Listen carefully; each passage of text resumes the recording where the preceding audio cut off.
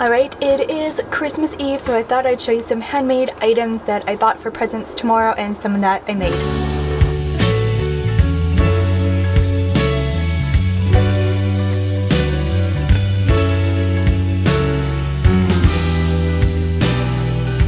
So I'm a firm believer in getting food for gifts because then they can eat it and use it.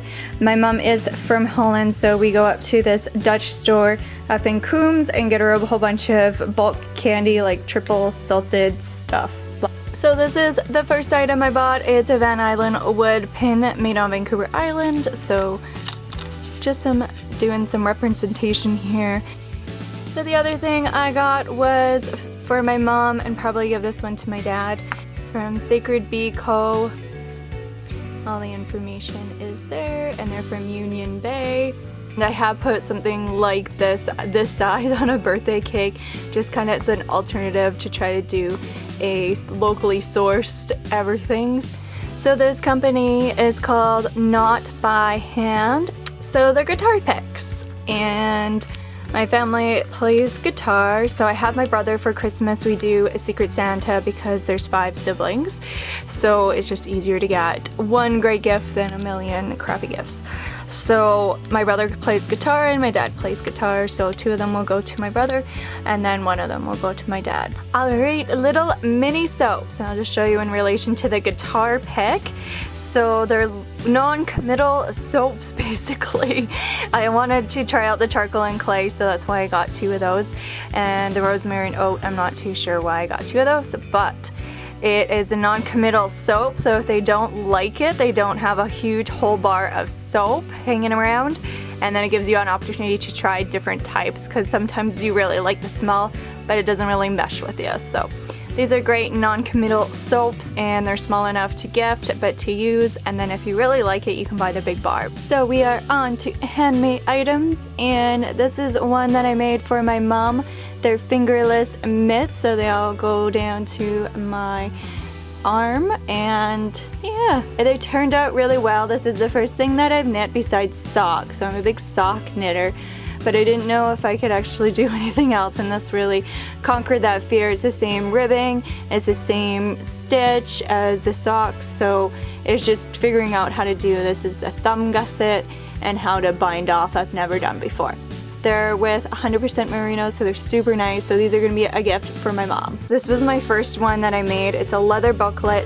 It has a couple snaps on it, and just open it up, and I bound these, and it's really simple to do.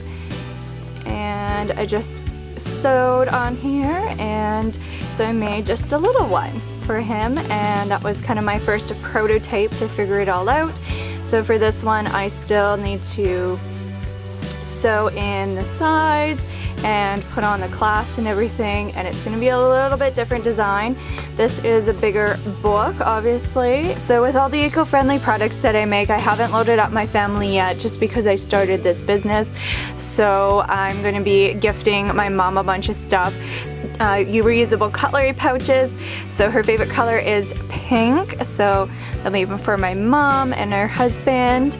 And then these ones are just little pouches they can put things in, and this is the bento bag, and it's a hemp cotton mix, which is super nice, so they can put their produce in there, they can put their potatoes or anything.